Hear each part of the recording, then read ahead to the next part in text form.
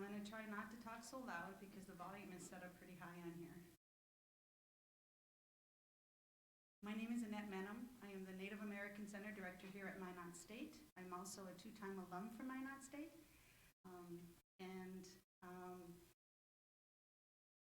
Before I go any further, I want to ask forgiveness for any elders in the room if I have spoken before you. That is not my intentions to be disrespectful. I also want to recognize that we are on Indigenous peoples' land. Not too long in history, about this time, the Hidatsa and the Crow would have pulled up their camp and moved on from after spending the summer here, which they called Plum Creek. This used to be nothing but wild berries and wild plums. So before Minot was Minot, before Minot State was here, this was Indigenous peoples' land, and I wanted to give recognition to that. Thank you for giving me that opportunity. Today we are here to meet an author for a very important book and a very important subject. Before we started today, I smudged the room before anybody came in.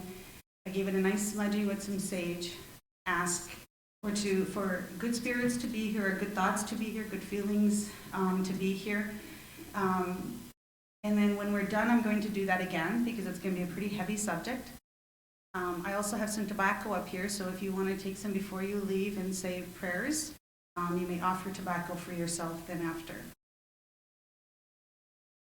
Denise Lajmeder is an enrolled citizen of the Turtle Mountain Band of Chippewa, Elkhart, North Dakota. She's been involved in education for 38 years, so she must have got started when she was about 10. As an elementary school teacher and principal, earning her bachelor's, master's, and doctor's degrees from the University of North Dakota. Dr. Lajmeder currently works as an assistant professor, retired, associate. I should have asked before I started on that, but yeah, she just retired as an associate professor in the Educational Leadership Program at North Dakota State University in Fargo. Are you still a board member for the National Native American Boarding School Healing Coalition? Retired from that too. She is also a traditional jingle dress dancer and a poet and a birch bark biting artist. Today she is going to discuss the books Stringing Rosaries, The History, The Unforgivable, The Healing of the Northern Plains American Indian Boarding School Survivors. Denise Lajmeder.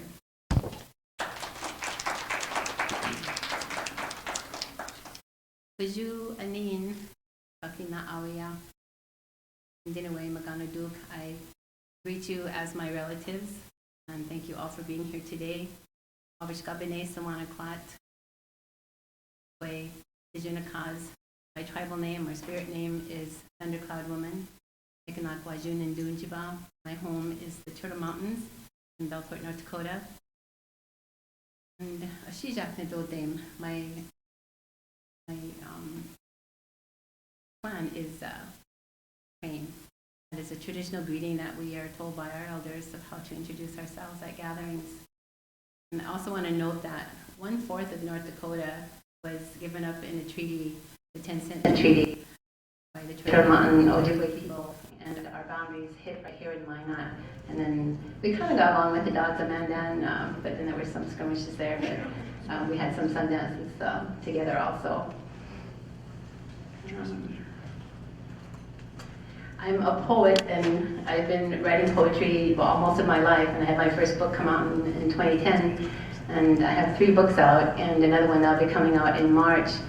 So I'm used to doing poetry readings, and I'm not used to doing readings from this book. This is about my 4th one, so I still struggle a little bit with how to introduce the book and to read parts of the book. But I've had friends in the audience that say, okay, you need to do this, or you need to cut that short, so I'm getting a little bit better at this.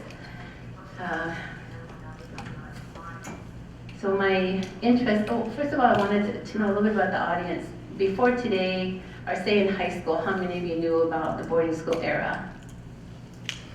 Wow, okay, that's among the most I've ever seen. So usually I say, usually there's hardly anybody.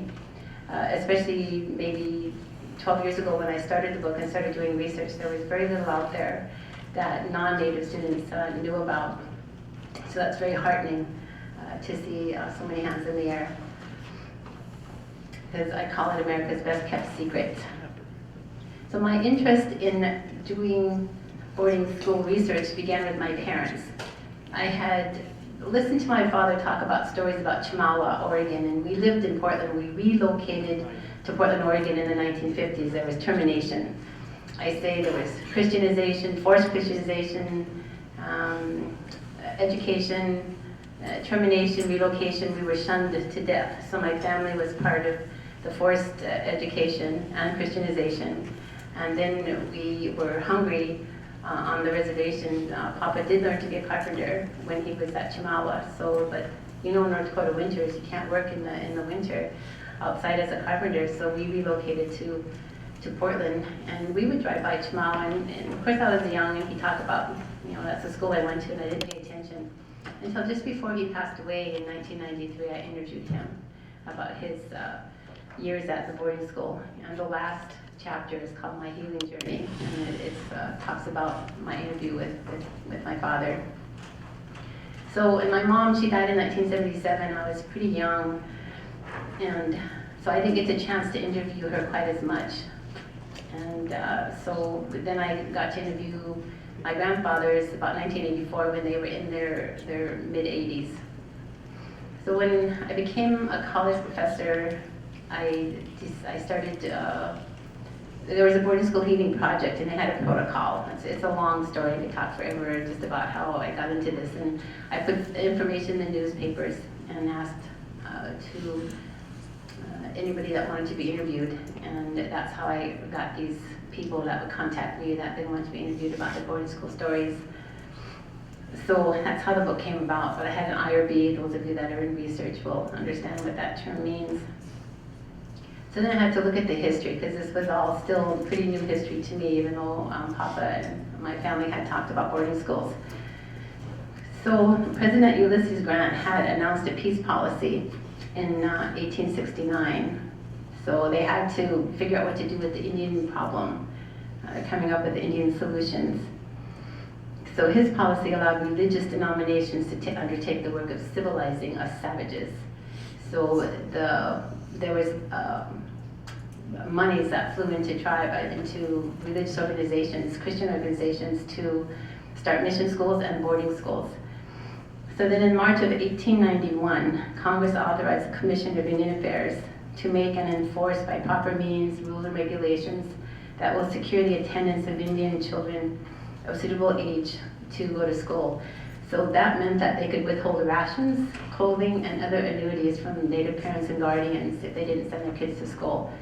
So my father was 9 years old, and the couple that raised him after his mom died in the 1918 flu epidemic were hiding him from government agents. In the book, Dad told me, "Pimbasta, run." They would tell him in Cree, he was raised by a full-blood Cree family, to run and hide in the bush in Turtle Mountains. So they finally threatened them to withhold their rations and clothing and wood. Of course, this old couple would starve to death or die in North Dakota. So they literally stole him when he was 9 years old and didn't speak a word of English, and sent him 3 days and 3 nights to Chemawa, Oregon. So when you do a qualitative study, there's themes that come out of the book. And before I begin I need to give a trigger warning. Like was said, this is some pretty tough stuff. I've been listening to these stories now for the last 12, 13 years. I still can break down. I still have trouble in presentations and so on with some of the stories, especially when there's someone in the book that was in the audience, which isn't here today. So the trigger warning is that for sexual abuse or for verbal, physical abuse, anyone in the audience, especially Indigenous people, especially if there's any survivors here, this can be pretty tough on you. So I encourage talk therapy or whatever you need to do to take care of yourself after hearing some of these stories, because they're pretty rugged. They're stories that need to be told. I promised the survivors, even though many of them remain anonymous, they said, we want the world to know what happened to us. And I promised them that I would tell the world what happened to them. So to be aware of that, please. So 5 major themes came out of the qualitative study. The survivors experienced loss. They had loss of identity, of course, language, culture, loss of ceremonies, traditions, loss of self-esteem, loneliness due to loss of parenting and extended family, feelings of abandonment by parents, feeling lost and out of place when they returned. And it's actually a term that is used, the returned. When they returned home, they didn't recognize their parents even. Some of them, one Mother Superior brought her to the train station to give her to her mom, and she said, "Here's your mom." And the little girl turned and said, "That's not my mom, you're my mom." You know, Mother Superior was her mom. So loss of parenting. Second was they experienced abuse, corporal punishment. And I know that corporal punishment was common in that era. A lot of schools, public schools, the nuns and teachers could, you know, pull your hair and grab you by your ears. Thing is that you got to go home and tell somebody at home that that's what happened to you. In boarding school, there was no oversight of that at all. Forced child labor, the outing program, hunger, malnourishment. Everyone that I talked to was hungry. And then sexual and mental abuse.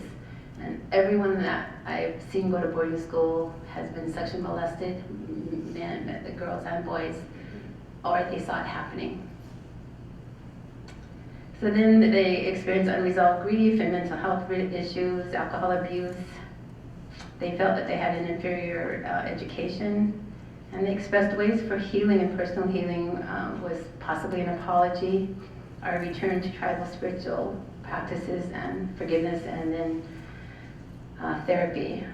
I stopped interviewing after the Dennis Dakota in the book because he had never told anyone that he had been sexually molested. Many of these people had never, my people that I interviewed, and they became like family now, they hadn't told anyone that they had been molested. But they told me. And one lady said, "I don't know why I'm telling you this." And I said, "I know why. It's because I asked."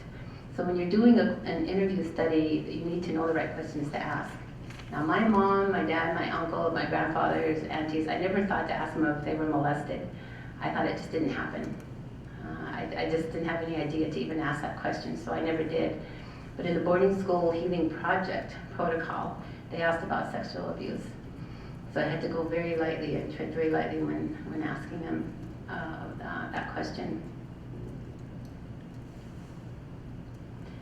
Some of the survivors that as I'm going around the country, I get some people that are almost defiant, and they go, "Well, my grandma said she had a good time at boarding school."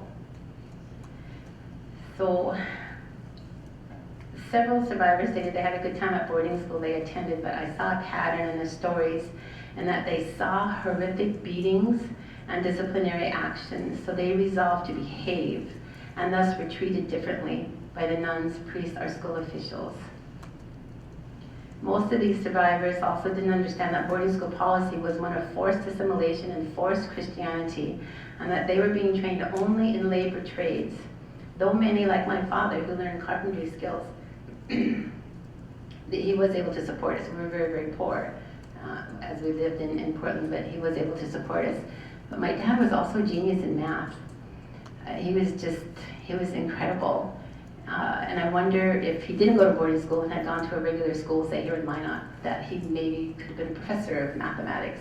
But boarding schools only encouraged labor trades.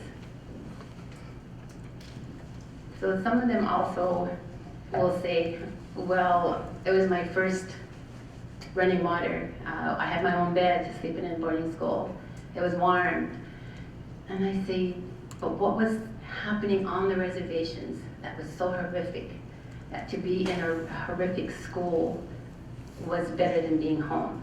So then we have to look at historical trauma, what was happening historically, putting us on reservations, like when we gave up 10 million acres and got put in a little tiny reservation, 7 by 12 in Belcourt on the Turtle Mountain Reservation.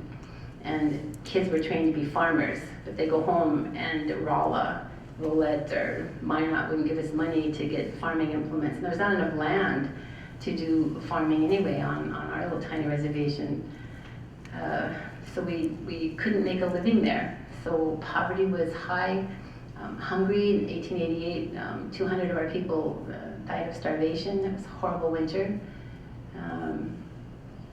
So what was happening on the reservations? Such abject poverty. And then as being forced into Catholicism, many of these families had 12, 13, 14, 21 kids. Couldn't feed them. One lady, she's not in the book, but she had 14 kids. She said, I couldn't feed you. We couldn't feed you in Belcourt. So she had to send them to boarding schools. So there's a lot of reasons why they went to boarding schools. And that's what I wanted people reading the book to know, is that what are the different reasons that kids went to boarding school. Some of them volunteered. They said, oh, my cousins went there, so I wanted to go. Some were stolen, like my father. Some were welfare, and welfare just came in and took the kids and didn't give them a chance to go to a grandma, an auntie, or uncle's, or cousin's place. Just said, you're going to boarding school. So there was no choice there again. So when I did the interview, when I wrote this, I didn't want my voice in their chapters at all. If you notice, there's several other books on boarding schools. One is Education for Extinction by Adams. He'll do a little vignette and do some historical research background. That's been done.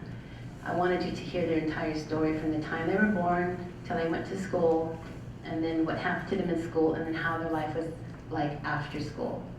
So I took out any of my voice in these stories. That's why it's different from any other boarding school book and there's not that many published, but it's different from any other book published in the United States. Lots of books being published in Canada, very few here in the United States.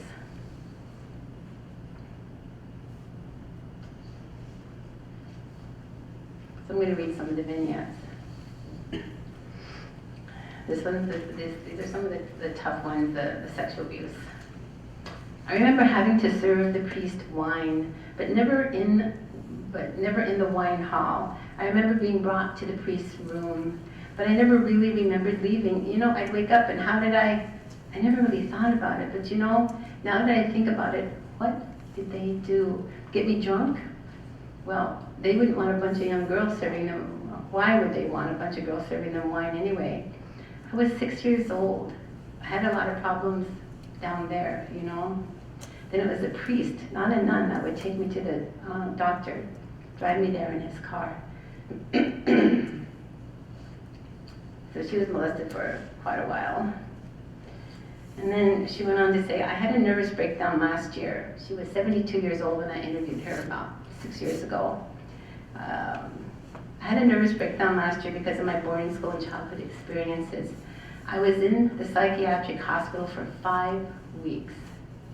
I never told the doctors about the priest sexually molesting me. I was too ashamed. What would they think about me? Because I'm Indian, I should have stopped that priest. So you can see the horror and the guilt that she lives with. I had a friend, well, she's in fact Ramona Klein. She finally let me agree to use her name, and she's the one that wrote the poem that's at the beginning of the book. She does counseling now. She has a PhD in, I think, therapy, psychiatry, but she has like a big gorilla hand, and then she has a little tiny hand of a little tiny child that would be maybe this child, and she shows her abuse victims that this little tiny child could not have stopped that monster. So I think of her and I didn't know, I wasn't a therapist, I'm not a counselor, so I didn't know what to say, but only to encourage her to go into talk therapy. We're only as healthy as our secrets. And this secret made her sick 5 weeks, but she was so ashamed of being Native and being abused that she couldn't talk about it. So that's the legacy that's in Indian country for both men and women, still to this day. They're still alive.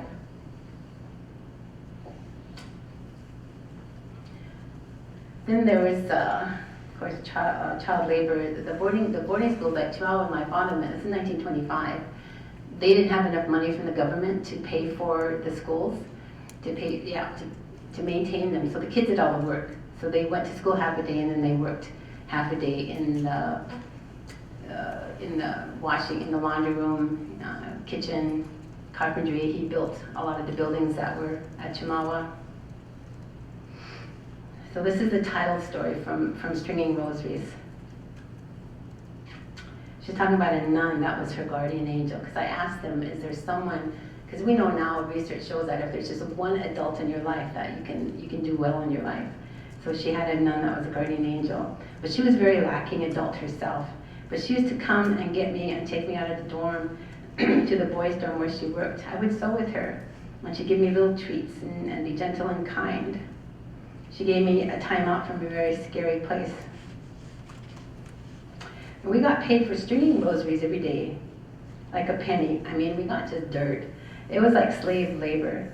They had these little white plastic rosaries, and you'd string them on a card, and then they put those in those begging leathers and send them out all over the country. They would choose the most pitiful, pathetic little Indian kids to paste on those begging letters, and send little rosaries out that we had to string. You might get a penny for 5 rosaries, and you wouldn't get actual money, but you get points to go to the candy store on Sunday.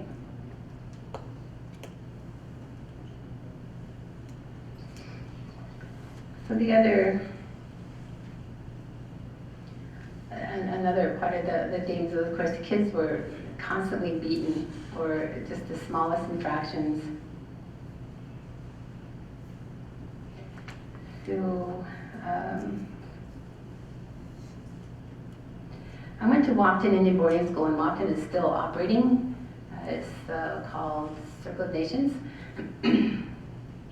But the boarding schools now, there's 54 boarding schools, and I'll talk about the map in a bit, that are still operating, but they're run by tribes now. They're not run, well, they're run by the Bureau of Indian Affairs, some of them, and then some are by the tribe. It just depends on where the funding is coming from, but the oversight is tribal now, so they're very different. Even though Chimawa is in the news recently, and they're being investigated for a student died there of alcohol overdose, and she was left alone. Okay, when I first arrived, I saw a girl on a swing, and her feet went in the water by accident. The matron took her and beat her with a horsewhip on the legs and then on her back. She was cut open, and all the welts were bleeding. After seeing that, I tried to avoid misbehaving and getting disciplined by the matrons. I ran into a matron that kept picking on me. She kept nagging at me and saying this and saying stuff to me. She had a habit of slapping me in the back of the head. Finally, I just couldn't take it, and I had a nervous breakdown. I was 7 years old. I couldn't stop wringing my hands. I spent 3 months in the hospital at Breckenridge, Minnesota. They gave me medicine to take. I have no idea what that was. I couldn't get out of bed. My legs were so weak they gave out, and I almost collapsed on the floor. Now Canada has, they have research on medications that were given to kids in the Canadian boarding schools.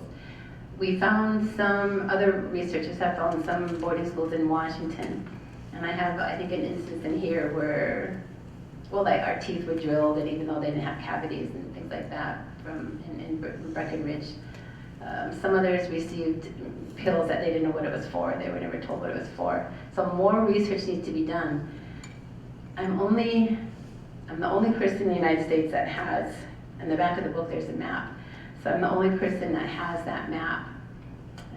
I'll talk about that again in a minute. So I'm saying there's a lot more research that needs to be done. One of the other things that I know has traumatized Indian country is being stolen. Like my father was 9 years old and literally dragged away from it. I can only imagine, and I'm trying to write about it. I'm writing a children's book about his experience. How he would leave that old couple and have that Indian agents literally drag him into a big black car and send him off. And he never saw them again. They died before he came back 4 years later. 4 years was the minimum that they wanted you to go to boarding school. Often these kids were there for 12 years. And some of them would go home summers. He was too far away to go home in the summers. They couldn't afford it, and they couldn't afford to bring them home. So I can just imagine how traumatizing that was. And some of these kids were as young as 2 years old. There's one that I think I wrote it in the poetry book.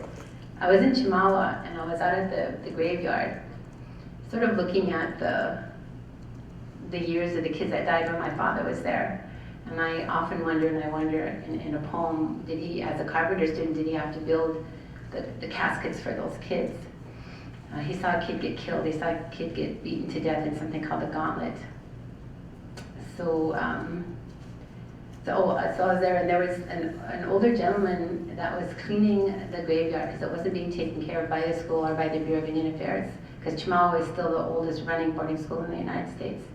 It operates as a high school. And he told me about his mom, and his mom was Europe, from Northern California, and there was 12 of them in the home, and I did go and meet her and got a chance to visit with her. And she said, we were happy, we ate well, and everyone was all happy, and all of a sudden she heard one of her brothers yelling, there's a white man in the house, and she ran, and the white man was just going, you, you, and you, and you, and took 4 or 5 of them, stole them, literally stole them, with the mom screaming, she's just a baby, she was only 4 years old, and put them in a truck and brought them to Chimawa. Yeah, so, and she's probably my age, I'm 68, I have 44 years of education, by the way, by the time I'm retired. So we still have walking wounded people, and I look at my story and these people's stories, extrapolate that times how many Native people are in the United States, millions now, that this is still their legacy, whether they know it or not, I'm in intergenerational trauma. There's something that they're doing now with, what do you call it, with your blood, the DNA. There's a word for it, I'll think about it, that shows the trauma that my great-grandmother went through, who I knew well. She's in Standing Rock, she's buried in Standing Rock. She was a medicine person there and used the water there. So I was there in Minnewachuny, and she saw the Indian Wars. And then she sent her 4 sons to boarding school, and one of them sent my mom to boarding school. So that historical epigenetics. So my blood, I'm sure, has all kinds of markers that make me just crazier than hell. It's a miracle I'm standing here. My brother and sister didn't do very well. My father went on to become, he was sent to boarding school and then sent home, and he ran away from home because he was returned. He couldn't fit in back home. And Grandpa was pretty mean. Grandpa went to boarding school. His picture's in here. He went to Fort Taunton, so he was beaten there. So he beat my father. So Papa ran away. He went to ride the rodeo and work in the dude ranches in Montana, changed his name to Joe Harper. And then he went to the CCC camps, anyone old enough to remember Civilian Conservation Corps camps. And then from there, after Pearl Harbor, he joined the war. So what happens in boarding schools is that you do not learn to be parented. So he was beaten, Mama was beaten, she was locked in the closet. She didn't speak a word of English either when she went to school. So that's how he disciplined us kids. We were beaten with a belt, and Mama made us kneel in the corner. Not on a broomstick like she had to, but we had to kneel in the corner. And it was decades, well, just recently, doing this research in the last 12 years, that I realized that they never said I love you, or they never hugged us. And now doing the research, that's what happens in boarding school. They didn't learn parenting skills. So I'm trying to break that. Had a tough time with my kids, but before I got myself in therapy and figured things out, but now with my grandkids, and I have a great-grandbaby, trying to break that cycle. So this is, leaving my parents was really traumatic. I didn't understand why I was leaving. It was traumatic because we were court-ordered. So the police came and picked us up. I think we were court-ordered because my dad drank a lot. I don't know if he was alcoholic, but he drank a lot. My brother was supposed to go, but he made off like he was fainting or something, so they left him. I ended up going the first year by myself. I didn't even get a chance to say goodbye to them. That was really traumatic. My mother was crying and the kids were crying. I can't even remember if I cried. I didn't understand what was going on. The police took me to the Bureau of Indian Affairs Agency in Belcourt. A bus was waiting for us.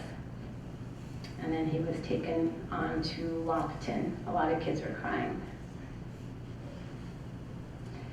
And we didn't have good clothes. You very seldom saw parents visiting. Another one. Oh, a human being can never express the hurt and loneliness you felt. There is no way you can relay that to another person. To get out of you what was in you, how you felt, how you missed your home, your mother, your father, your grandparents, your sister, just being home. I wanted to commit suicide. I wanted to kill myself. I was so dispirited. I felt worthless, useless. Nobody loved you. Nobody cared. You just have this emptiness. You don't know if you can get by the day or whatever. So that was one of the students that was expressing how she felt. Let me see who that was. think that was, oh, yeah.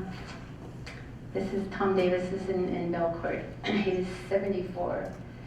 And this was part of the reason that the book was supposed to come out like half a year before it did, but I kept asking, can I add this interview? I just interviewed someone, so please can I add this interview? So he went to Pierre Indian Learning School. His name was Tommy Davis.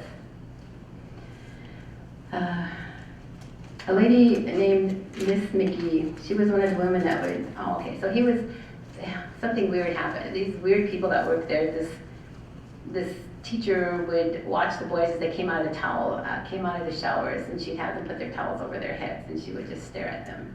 So it's a type of sexual molestation.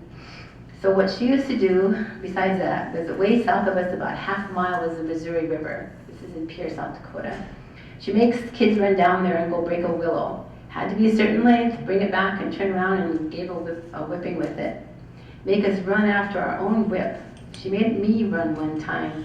When I went down there, I was lucky I didn't get by snakes, rattlesnakes.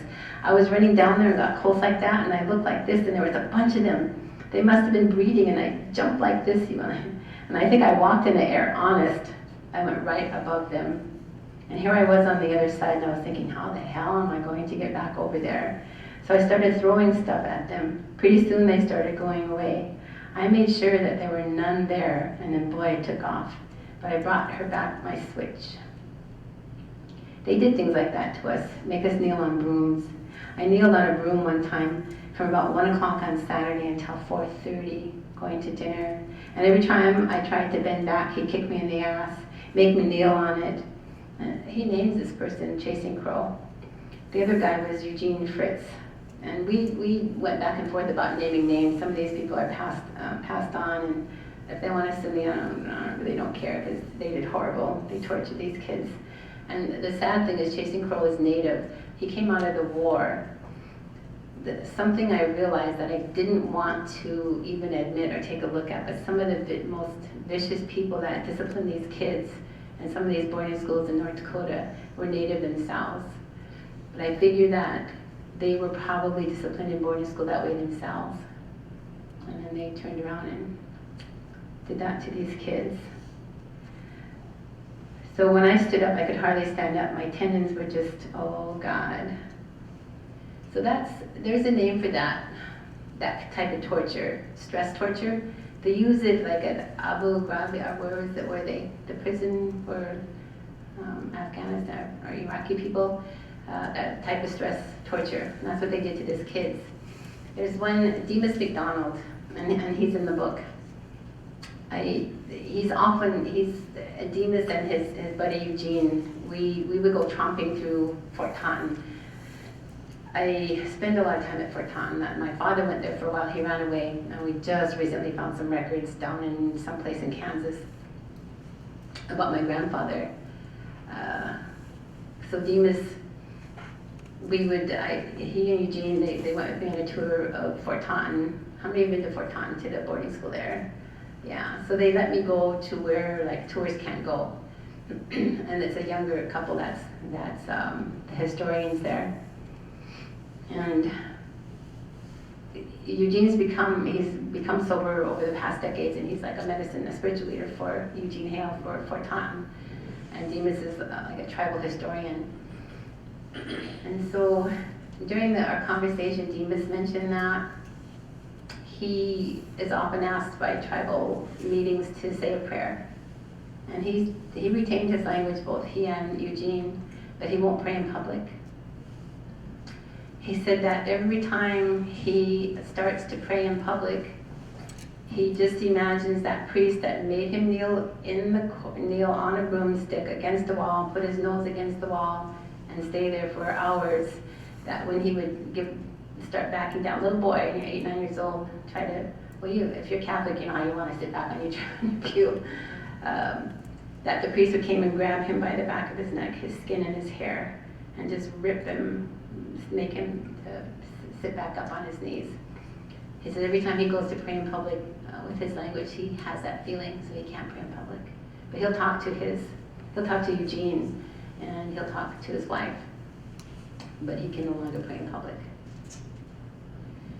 And while we were there, there's the young people that work there, Kyle, I can't remember her name, she's a native gal that works there.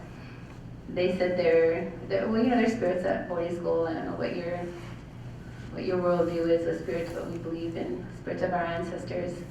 And they said they'd be sitting in their office, and the little boys' dorm is off limits to tourists. They have it blocked off, but they'll hear little feet running up above them in the little boys' dorm. And several times they've even gone up there because they thought maybe some tourists got up there, a kid got loose. But it's in the dead of winter when it's closed. So Eugene, we go down in the tunnels and everywhere. And Eugene, when we came back up, and we were there for about 4 hours one day, and he said that he saw the spirits of the children there, and that someone had even followed us out into called Calvary Square. So at Fort Taunton, one of the people I interviewed said that her father was thrown in a dungeon at Fort Taunton, and for speaking his language, for speaking Ojibwe, and that he would just sing Sundance songs at the top of his lungs.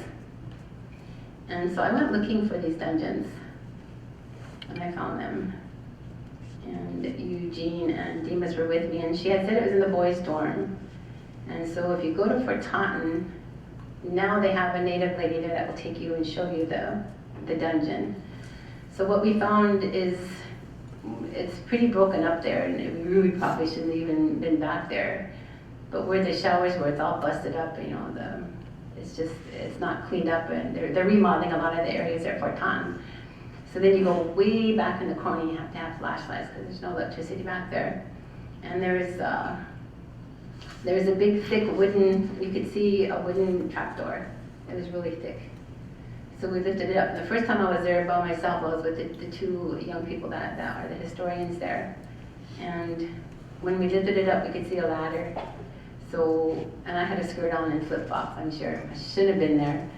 But they went, I said, can you guys go down there, and then I'll put the lid on it and make sure it's black, because the people I interviewed said it was pitch black, the gal's father, my friend's father.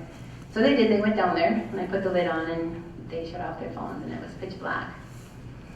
So she made it up off the ladder okay, but he was a little bit heavier set. He made it up a couple rounds, and the ladder broke.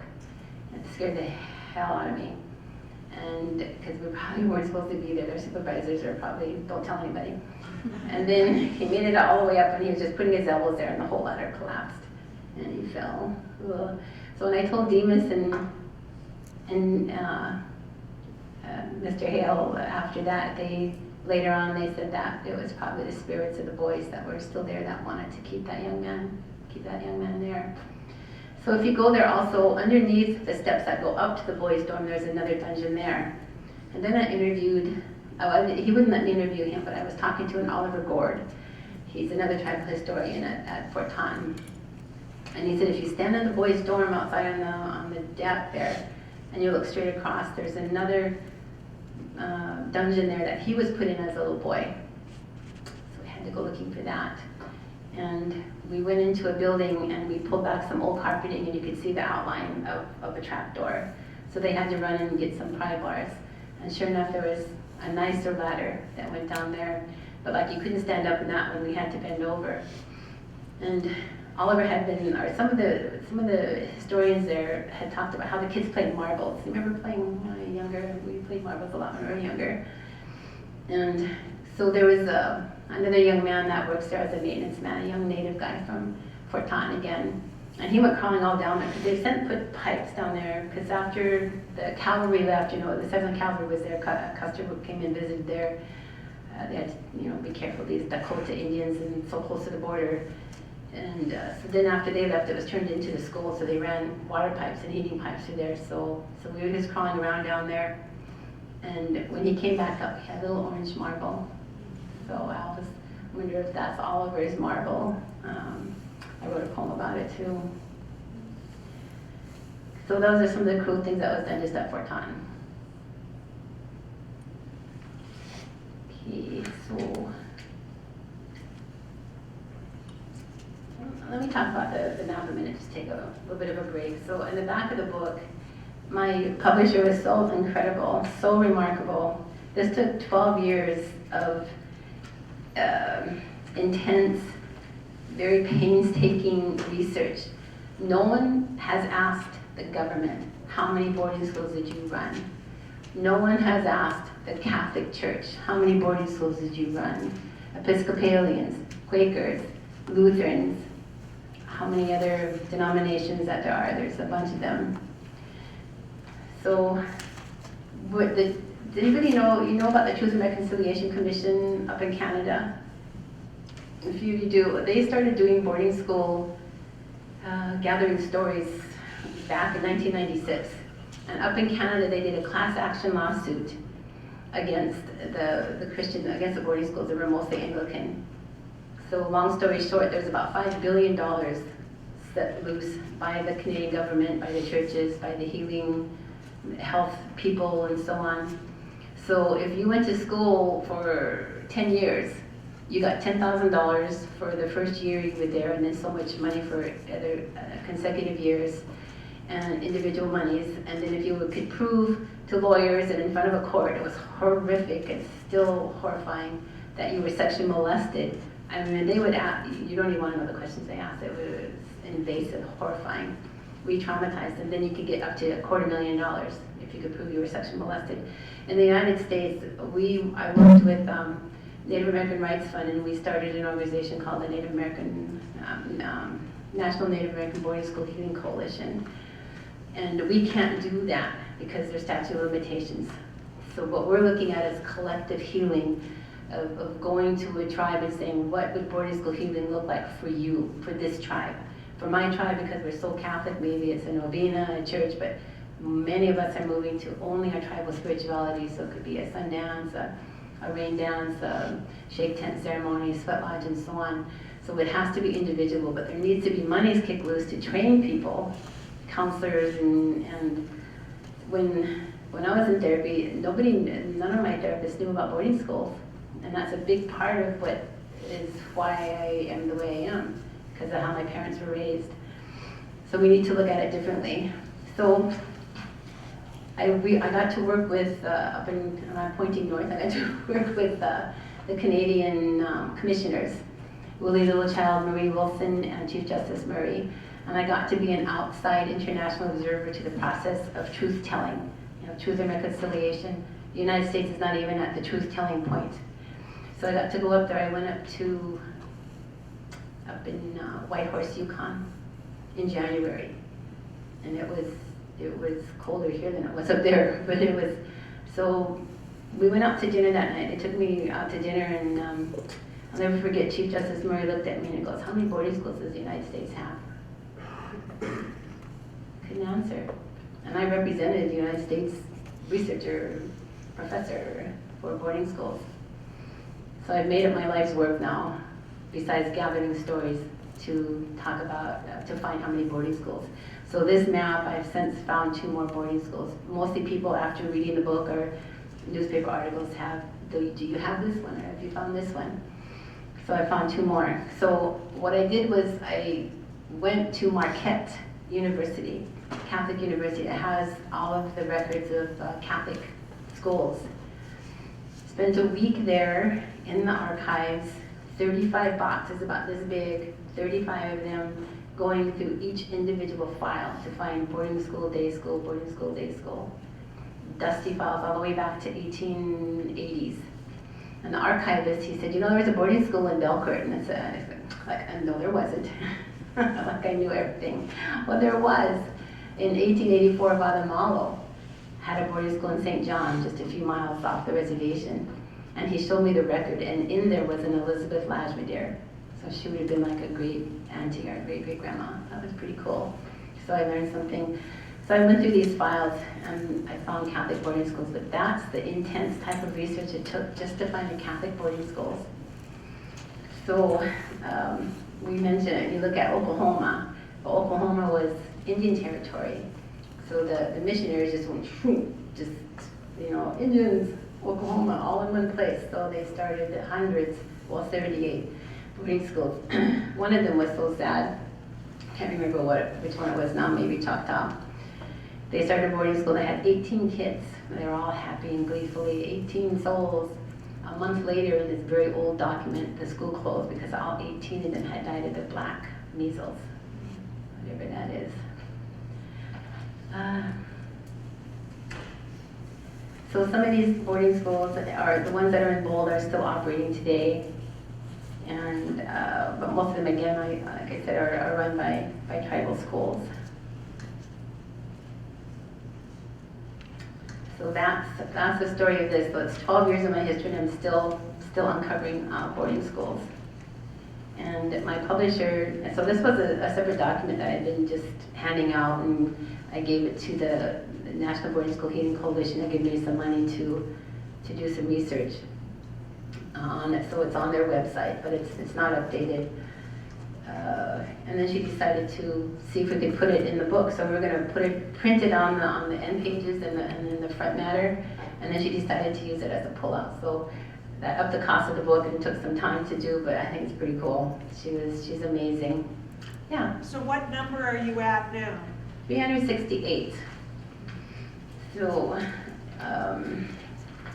yeah, and those are vetted and mostly I go online, or I call the church, or I call the historic societies near the towns and so on. So there's 2 more. There's 366 here. So that alone it's taken a tremendous toll. So what I need to do now is I've run off as many copies of the documents, just off the internet. I want to look at how many students it started with, the year it started, the year it closed, and the denomination that ran it, or the government. So I want to put that on the back of this. And that's probably going to take me another 12 years just to do that alone. Planning another book? No, I can't. I have about 20 more stories, and I'm still interviewing people. That they call me from all over the United States. And I'm going to start a website. I'm just going to put the stories up on the website, redact them, so if they don't want any information out about who they were personally, because a lot of these people just want to remain anonymous, but I can't do another book. I want to write a book about Fort Ton, and then I look at the emotional toll that this took, and I just don't know if I can do it. Now that I'm retired, plus I don't have the funds, I've written a couple of small grants, but they weren't funded to try to do more. I need to go down to the archives in Kansas City to do the research about Fort Ton. How do you keep your balance when this is such a horrendous thing that keeps giving? Yeah. It's like it will seed. Mm-hmm. Yeah.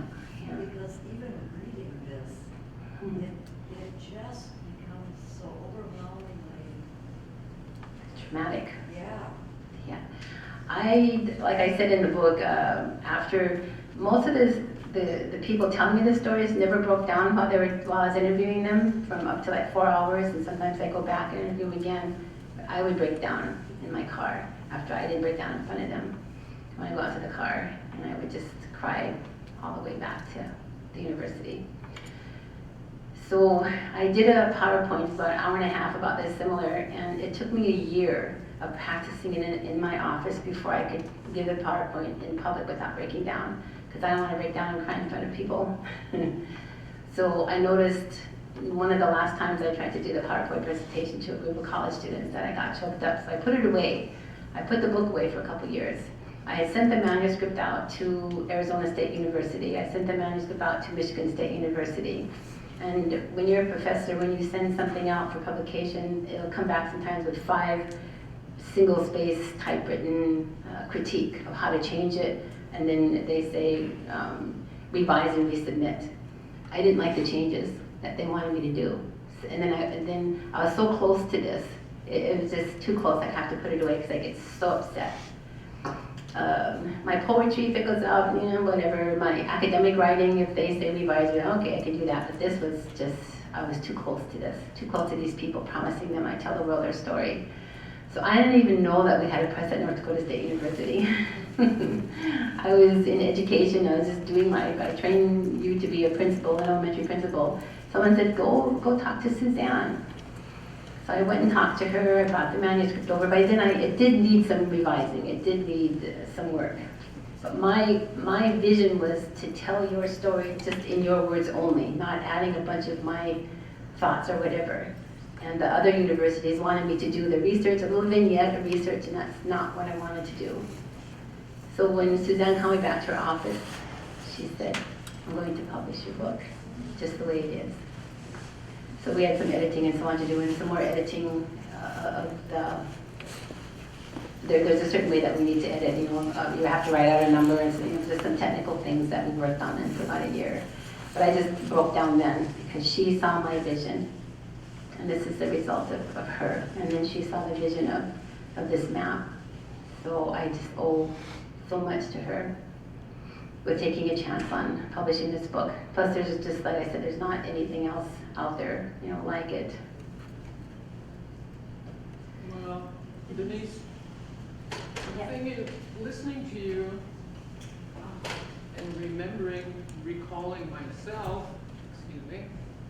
the thing is, what you're talking about, researching, describing, defining, and retelling is something that's real, and I, along with family members, and I'm from Fort Berthold down in Newtown area, and there is a lot of people there that went through the boarding school, Indian Mission, government school, and there's a lot of experience there.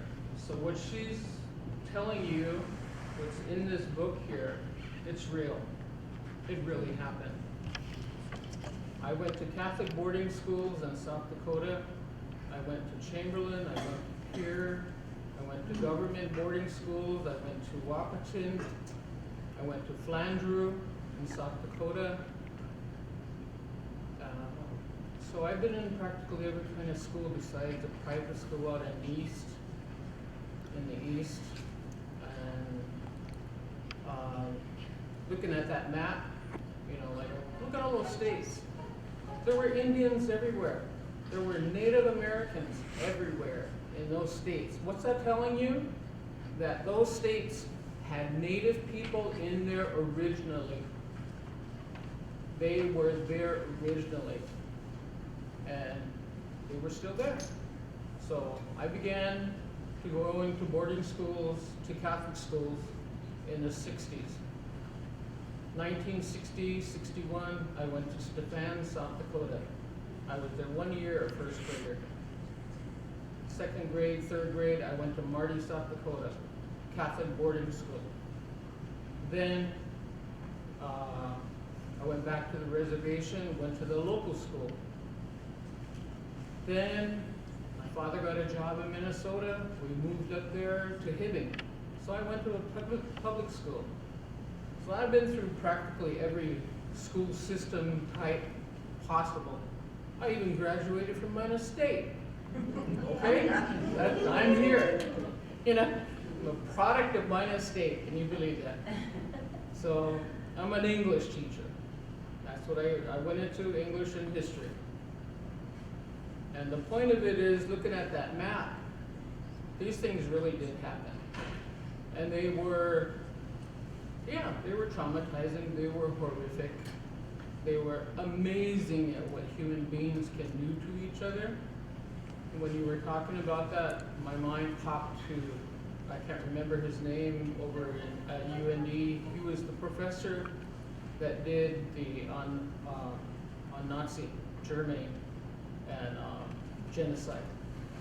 Just thinking about this as you were speaking, and I remember him, the films and talking about it and stuff we had to read and that. And the comparison is there, lies within that. It's like looking at those states, all those Indians somewhere, what was the purpose? Oh, we're gonna have schools and we're gonna teach them and we're gonna better them and we're gonna help them and make them be like us. Well, I'm standing here talking to you in English. That's a success, right? My father was fluent Arikara down from White Shield area.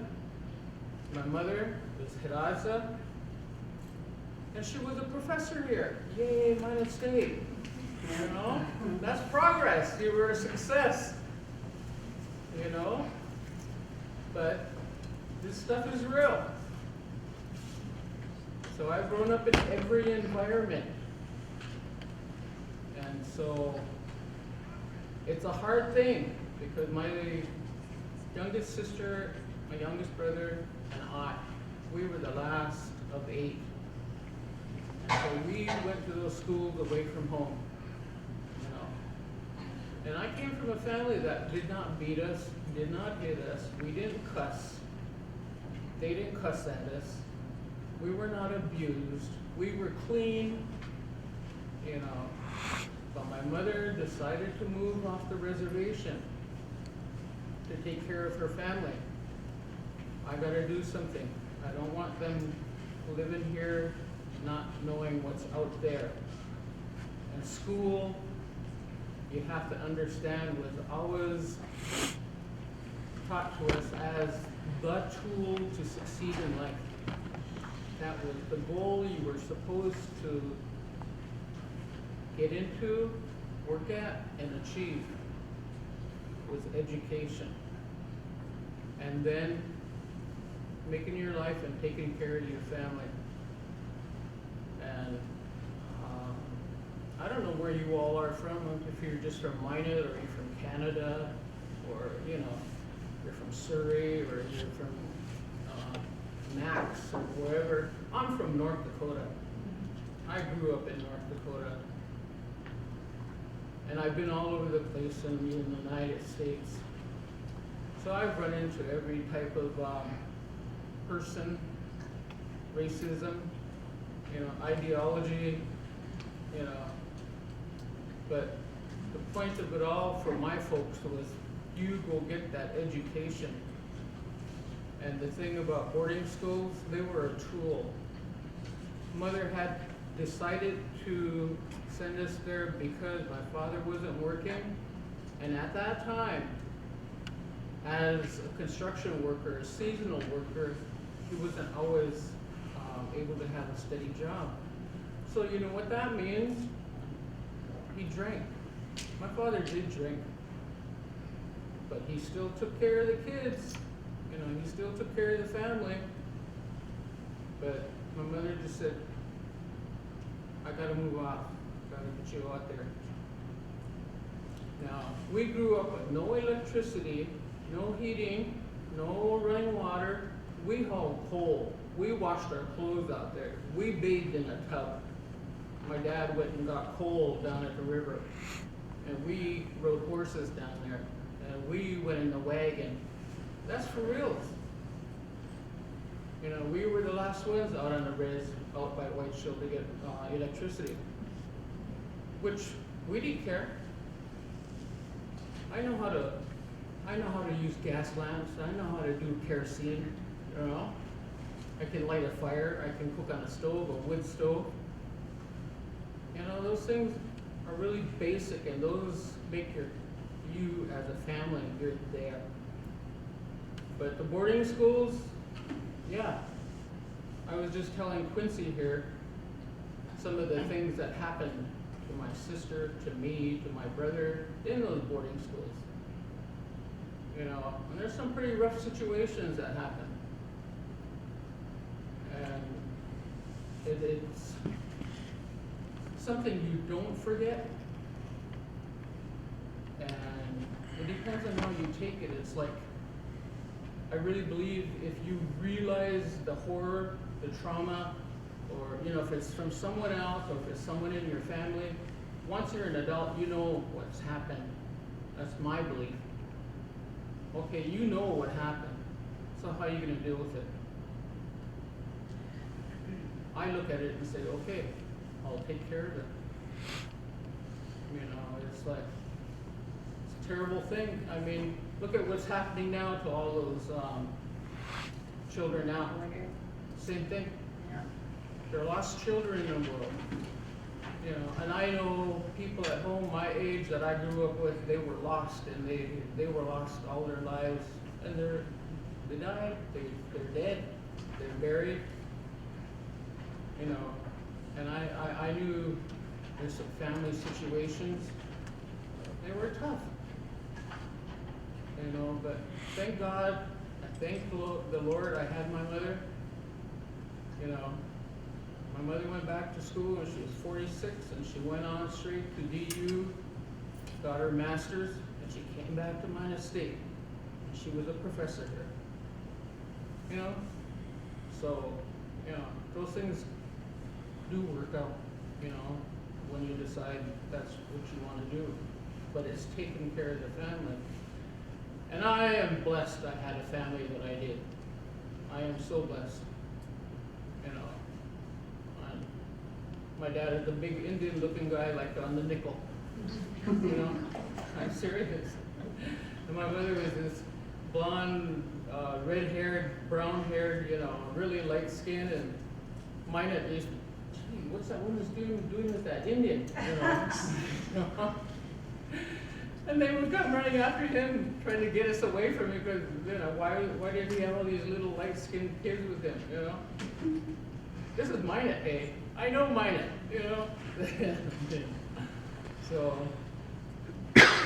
this is real, you know, what's happening. I wish you could hear some of those ladies that went to Stefan and Marty.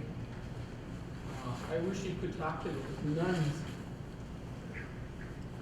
Because I never experienced beatings, whippings. I experienced that in Chamberlain, South Dakota.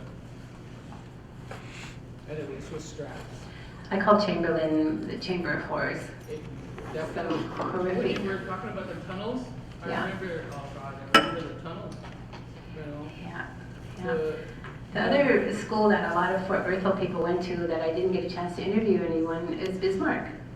yeah. Bismarck has a boarding school. It's still standing. It's being used by the Army or the Army Reserves. And when I went down there, because I thought I gotta go see this school, so I went down there, and there's a nice gentleman that took me on a tour. And the bricks are sort of a light colored brick, real light colored. And the kids, when they go in between classes, would take their pencil and they would draw on the bricks. So there's some Fort Berthold names on those bricks from 1911, 1900s, and some of them drew horses. And the gentleman that showed me around, he said, I'm so glad someone's taking pictures of this to preserve it. And I was just using my phone, so I need to go back with a professional camera, even though I took good pictures, and do a better job of taking pictures of those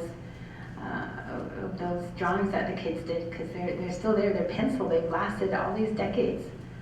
So it's pretty cool. But Chamberlain, there's a story in the book about a young a gal that was, she's about 5 years old, and the nun wanted her to crack an egg. They were cooking for the priest, and she dropped it. The nun threw her down into where they keep the food, into the pantry, but it was like a dirt cellar. Threw her down there and then forgot about her.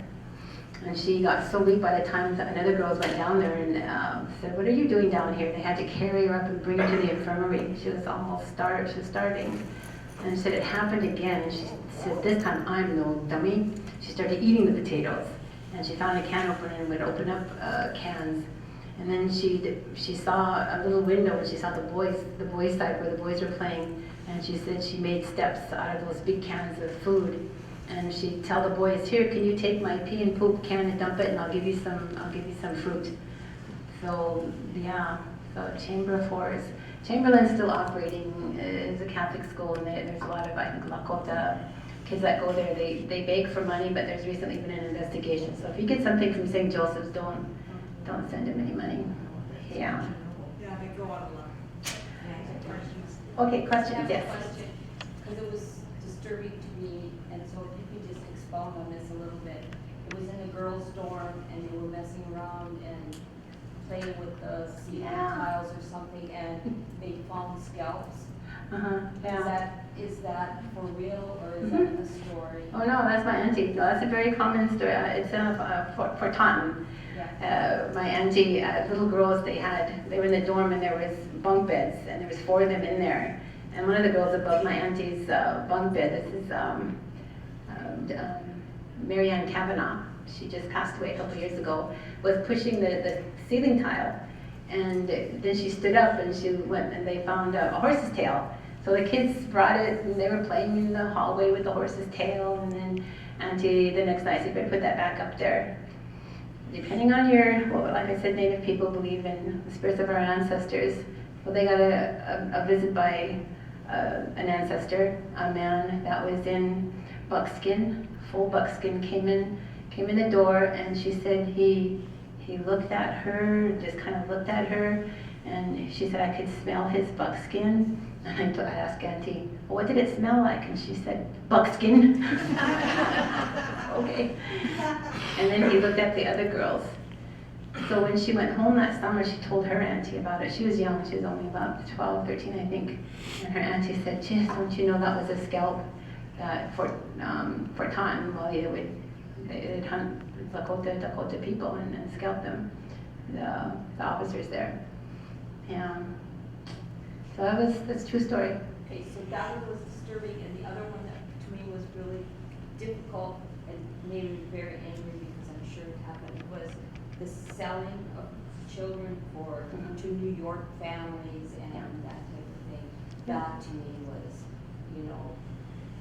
there should be reparations for that, because that was beyond. That was to Catawitha, that Philip St. John, and you might know Philip from those of you that are Powell people. I had to get his interview in here because I knew horrific things happened at Catawitha. They've since razed the buildings, destroyed the buildings, and put like a park over them, which some people were against, but they're gone. But that's been documented by lawyers recently, of selling the kids for $10, up to $10. These kids were sold, I think, for $5,000, $20,000. So 4 of his brothers were sent out east, and they weren't orphans, they had parents, but the school sold them. And then one brother passed away or committed suicide, and one is still out there, and then I think 2 of them have come back. So yeah, they were sold from Catawitha. But everything in the book, somebody asked me, especially the people from Belcourt, because there's some Belcourt stories in here, and they said, "You believe everything they said?" And I had never been asked that, and I said, "Oh my God!" It's just like when like if I wrote a memoir, my memories are my memories. No one can tell me that they're not true. But I absolutely believe everything that was told in here. There's no reason not to. They contacted me and, like I said, wanted to tell the world the horrors that happened to them. And a lot of this they had never told anyone. And 2 of the women even said, "Don't," because I would send the manuscript back to you so that you could add or delete anything that you may have changed your mind about. They said, "Do not send it back to us. I don't want my kids or my grandkids to ever read what happened to me. I have to think about it every day. I don't want them to ever have to think about what happened to me." And Holocaust victims survivors were the same way. I have a friend whose mother recently passed away that had the tattoo. To this day, her mother never said a word. She doesn't know where her mother was at in the war. Her mother never talked about it. So that's something they chose, but they still wanted to tell her story. So yeah. Denise, earlier you mentioned the boarding school and day schools. Maybe you can elaborate a little bit about the day school. Yeah, in Canada now there's a lawsuit, another class action lawsuit that is going forth allowed by the government against day schools. So I got to talking to people about Dunseat Day School in Dunseat. Our Ojibwe, our Cree, and our French language doesn't have a TH sound, so Dunseat has always been Dunseat. And that's where I'm originally from, Dunseat. That they did the same thing, locked the kids in the closet for speaking the language, and horrific physical abuse, ripping their ears, literally ripping their ears, ripping it, blood on the wall when they got hit, and so on. So, but day schools came into being then. Well, they were always there, mission schools, day schools, and that's what Richard Pratt, who did, Kill the Indians, Save the Man, he said, well, these kids go right back home and they keep talking their language, they keep going to their ceremonies, so we got to get them as far away from their parents. That's why they took my father and sent him 3 days and 3 nights in Chimawa. So, and then my grandfather wrote a letter to the school and said, we have schools here now. They have a day schools there. So after 4 years, my dad and his sister were allowed to come back home because they had day schools there. So we had the whole school, the Great Walker School, Dunseith Day School, and there was another one. So we had, there's a lot of people on our reservation, even though it's a small land base.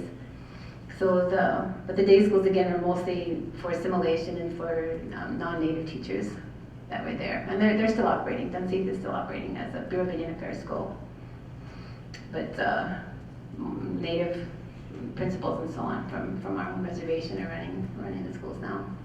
So I don't know, maybe I said I don't have the energy, like writing another book, I don't have the energy to go after day schools. Someone else is going to have to do the research about kids that went to day schools.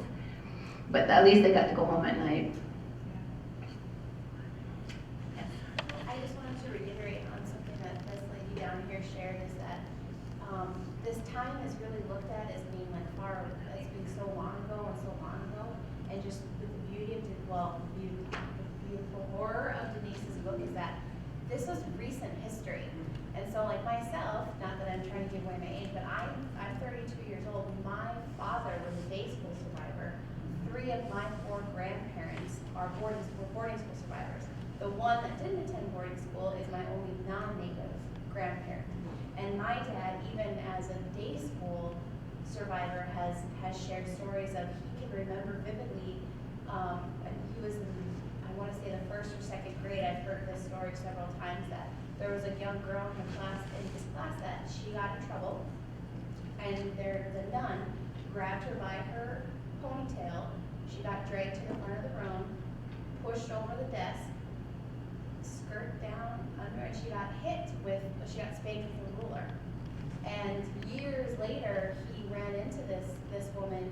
He was for a short while a teacher at the community college, and he said, "Oh, hi, I remember you. We went to school together out in Fort Houghton." And her response was, "My parents tell me that I went to school there, but I have no memory of going to school there." She cannot remember that time in her life. I'm sure just the trauma. Yeah. So just again, just knowing how this is recent history, and these are the children and the children's children. That's who we have in school today. Those are the students that teachers are dealing with now, is the direct descendants of the people that lived through these horrors. Yeah, that's what Oliver Gord, he said, "My memories of boarding school are back here, and that's where they're going to stay."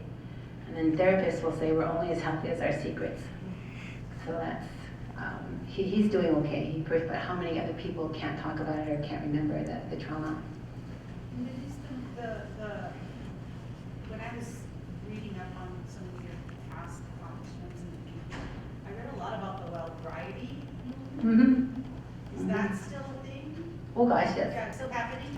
And is that in Seattle? Is that the? I think he's There was a conference held some time ago too. yeah, I think he's out of Colorado.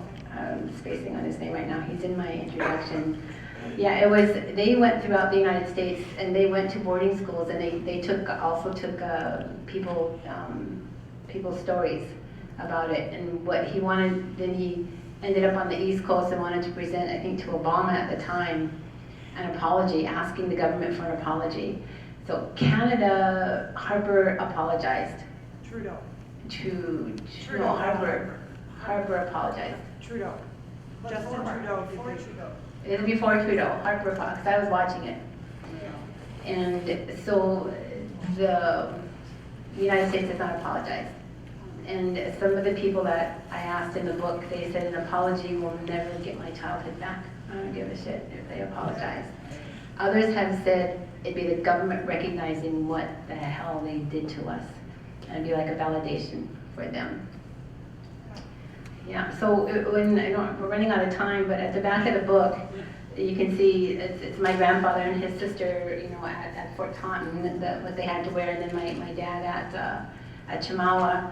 But it's my healing journey. I had to go on a journey with the Will Bridey and a ceremony. Asked how I can handle what I handle. I'm strong in my faith and my spirituality.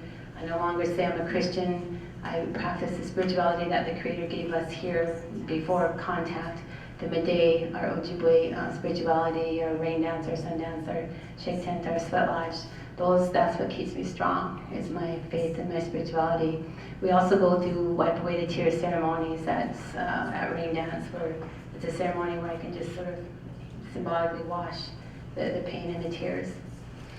But I talk about soul wound, my dad's soul wound, and my healing journey, because he became an alcoholic. He became a violent alcoholic. He did support us, as a carpenter. We lived very poor, with Goodwill closed in the city when we relocated and so on.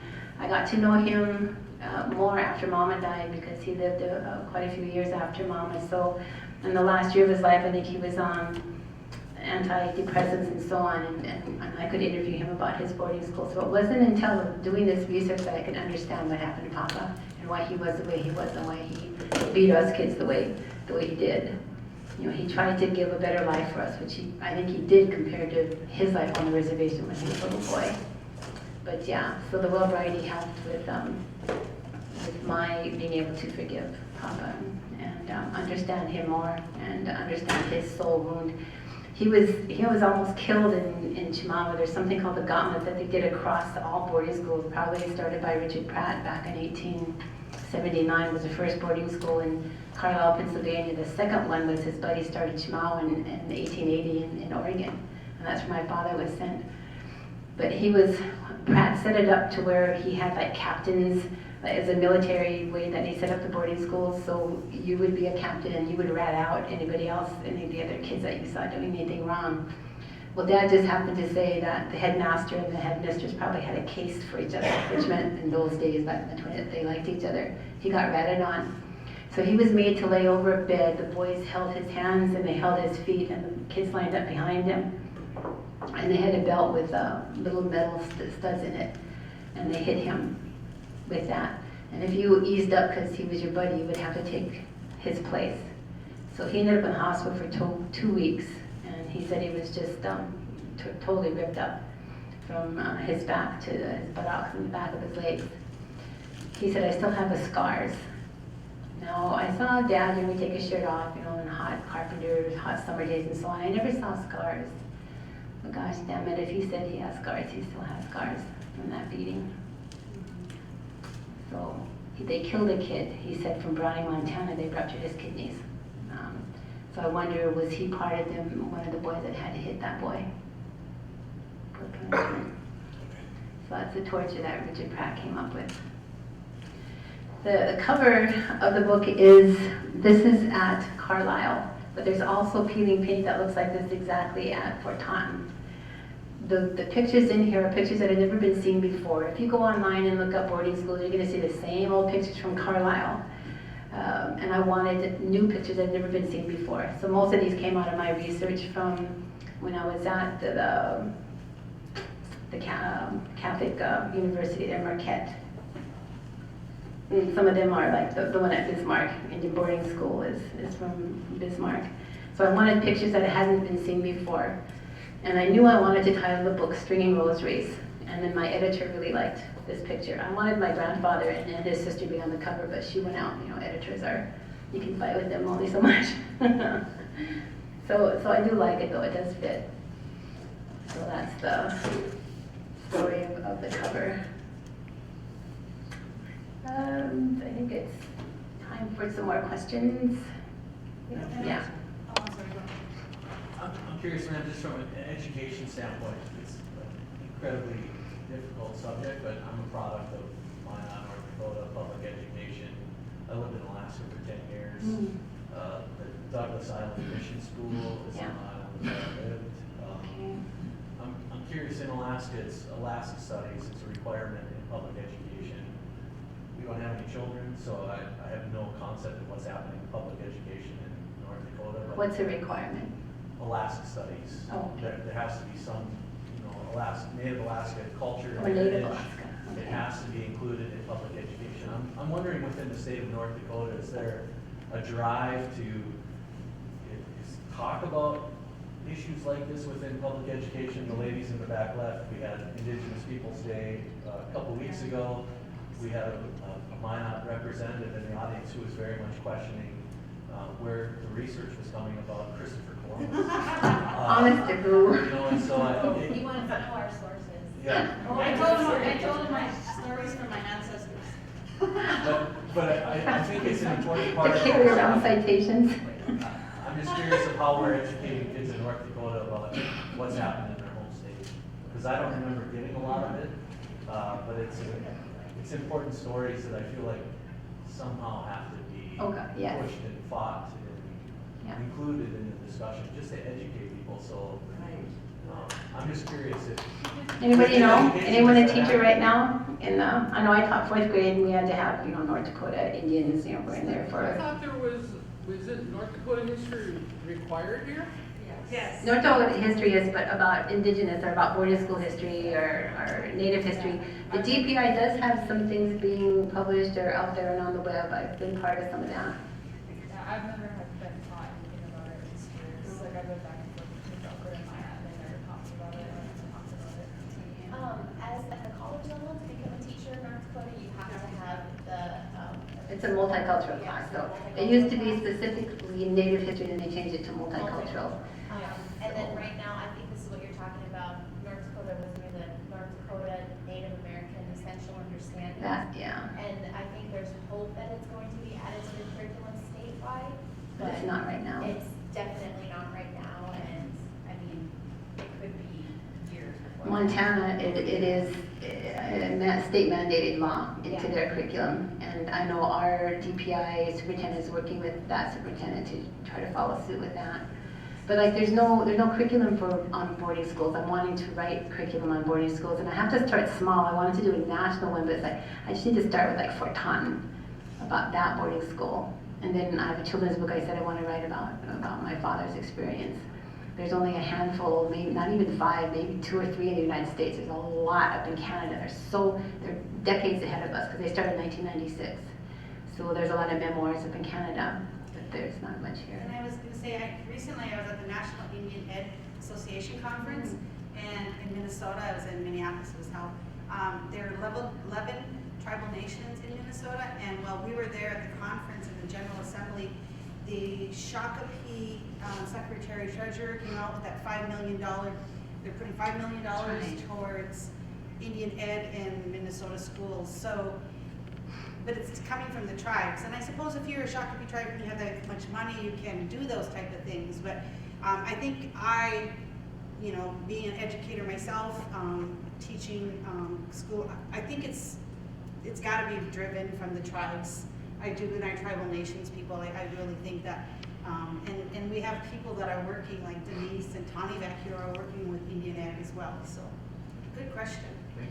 So what I ask all of you to do too is to pass this on to your people. There's so many stereotypes out there about Native people, drunken Indians, or every time I see someone staggering down Fargo, because I lived in Fargo for 12 years, I want to jump out of my car and ask them, what boarding school did you go to? What boarding school did your grandparents and parents go to? They may not even know that they're in historical trauma, but so just pass this history on, what you've learned here. That's what I ask. I don't need, and Native people, we don't need guilt, we don't need, white guilt or anything, white fragility and stuff like that. To deal with that, a way to deal with that is to pass on the information that you've learned here today. Yes. No, just to pass a thought, because if I'm not mistaken, North Dakota educational process was just now mandated to teach the Holocaust. Oh, jeez. As far as within the curriculum, is that not true that was I don't just know. something that came out within the last couple months, that this has got to be part of the curriculum? And, okay, so we're kind of past, we haven't even gotten into the Holocaust into our public school systems in a way. But it seems that in some ways, this could be tied into that same type of curriculum that, yes, this is way off and this was way back when, but it still was present here, and be able to tie that into the same curriculum. I don't know. It is. When I taught 4th grade, and I did teach Anne Frank, and that's at about a 4th grade level where kids can start to understand the horrors of what happened. So I'm looking at Anne Frank curriculum in developing mine, because this is pretty rough for young kids. You have to look at or even high school level. So I am looking at, so I don't have to reinvent the wheel. I look at how Holocaust curriculum is developed. So, Yeah. well, didn't, wasn't there a quote from Hitler said that it took fashion after what Happened to us. happened to us? So. They I mean, even that's- stole our beautiful symbol, the whirling wind symbble. Yeah. The swastika is and I see it coming more and more. I see it in some beadwork, and of course it was all over the Southwest with the Navajo people. That whirling log symbol was a beautiful, like a whirlwind symbol, and he took that and turned it into the Nazi swastika. That was originally a native. Is there a question back there? Not a question. Well, hold on a second. I'm Go sorry, I ahead. apologize. I looked at things for like in education because I have a granddaughter now that's at NDSU. And she was telling me kind of what's going on down there. And I don't know how we got on the subject of it, but with her birth certificate, they didn't believe she was native. And Who's they? but well, she was a group of people down at the school at NDSU, students, and she said, I am. She said, "I'm a perfect example," she said, of like her, because said that she showed a picture of me. She said, this is my grandmother. Whatever her name is, it's my grandmother. Because she's blonde hair, I guess, she's, but, when we were talking, she came home and told me about it, and I asked her daughter, I said, go get her birth certificate. My granddaughter was born, my daughter wasn't married. And I went and got mine, and I brought it out, and I said, this is why they need to change, because I said, here's my birth certificate. Born in the state of North Dakota, and I was born in town standing on, and a stamp across my birth certificate that says, illegitimate birth. Oh, jeez. Wow. And this was in the 1950s. Sure. I said, now how come hers don't have that? This is, so it hasn't been that many years since that's changed. So I'm glad to hear you ask that they happen, because it might. You know, when I mentioned that about Minnesota, her name escapes me, but the reason it all came about when she started telling the story about why the Shakopee tribe is, putting this money forward, she said her own children came home with an assignment. They were to study a tribe. What did they look like? What did they eat? What did they live in? Like they don't exist anymore. Fried bread. So they're the questions that are being asked of our young people to study the tribes, like they don't even exist anymore, and our tribal nations are here. We are very much still here. Is there another question back there? So it wasn't a question, it was just a comment I'd like to make. I had the honor of listening to survivor stories this summer in Canada. And my dear colleague of mine, friend of mine, wrote Out of the Shadows and gave voice to stories. And it was very moving and touching to me to be able to hear those stories and try to understand, because I don't understand a lot of times. And so I wanted to say the same thing that I said to my friend, is thank you for telling these stories and for allowing me to hear them, because I need that, and I appreciate that, so thank you. Thank you for being here.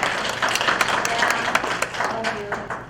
So we're out of time, but I do have a chapbook of other boarding school poems that didn't make it into the book. Some little vignettes, sometimes people would let me interview them, but they would start kind of telling those stories. So this book is also about boarding school, about visitors. Before we finish up, I would like to just plug the next event that Minot State is hosting. On November 14th, we will show the movie Neither Wolf Nor Dog. It's based on a book by Kent Nearburn. I've read the book. I've read a lot of his books. It's a great book, and I'm anxious to see the movie. I've not seen it yet, so it'll be in Elshire Theater at 7 p.m., open and free to the public. We do have a Native American Center, and I did bring some brochures for that if you have any, if anybody wants to take any of those. Recruitment, that's part of my job. But I want to thank Denise so very much, and she's going to be around to sign some books, right? So I want to thank you so much, Denise, because it is something like everybody in this room has said, and I want to thank you for sharing your passionate stories, because you're absolutely right. We don't want history to repeat itself, so let's keep talking. All right? Thank you all so very much.